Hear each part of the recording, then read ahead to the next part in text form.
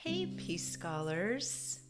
Welcome to Peacewarts Lab on Saturday, August 8th, 2026.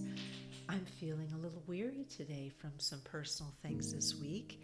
And you know what? I'm just going to read a little piece titled War, No War, the Council of Women.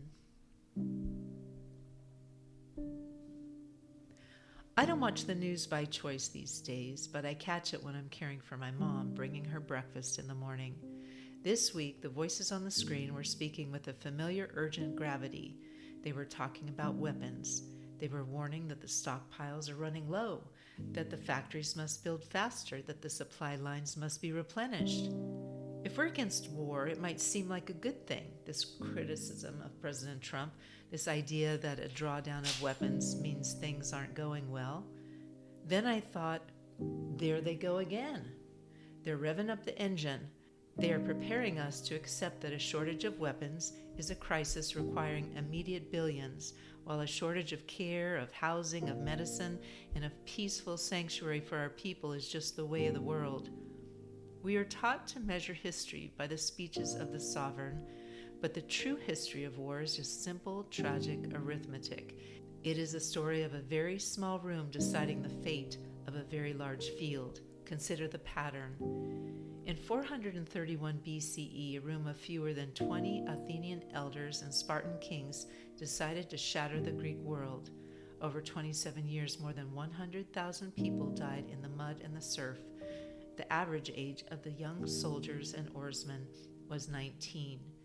In 1618, a dozen monarchs and prince bishops sat around heavy oak tables in Central Europe, arguing over doctrine and territory. Their signatures triggered 30 years of devastation. 8 million people perished, wiping out more than half the population in some regions, not from glory, but from typhus, starvation, and brutal combat. The average age of the conscripted farm boys was under 22. In the summer of 1916, a cabinet of elderly generals sat in quiet, sunlit chateau, miles behind the Western Front. In a few strokes of a fountain pen, they ordered the Somme offensive. On the first day alone, 57,000 young men were struck down. Over 1 million casualties were logged for 6 miles of mud. The average age of those British PALS battalions was 20. In the 1960s, less than 10 policy architects in Washington and Hanoi drew lines on maps and debated geopolitical containment. Over 3 million lives were consumed in the jungles of Southeast Asia. The average age of the American combat soldier carried into those L zones was 19. And today, those same small rooms are still meeting. A dozen officials in a climate-controlled chamber decide to move the pieces on the board. They talk of supply chains, deterrence, and inventory. They do not talk about the 19-year-olds who will carry those weapons into the dust, nor do they talk about the mothers, the sisters, and the caregivers left behind to mend what is broken.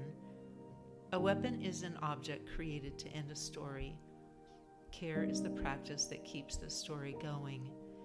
When a society decides that running low on weapons is an unacceptable emergency, but running low on care is just business as usual, something is more than amiss.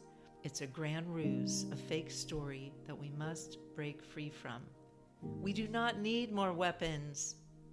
I'm calling for a council of women peacekeepers with the decision power of war or no war.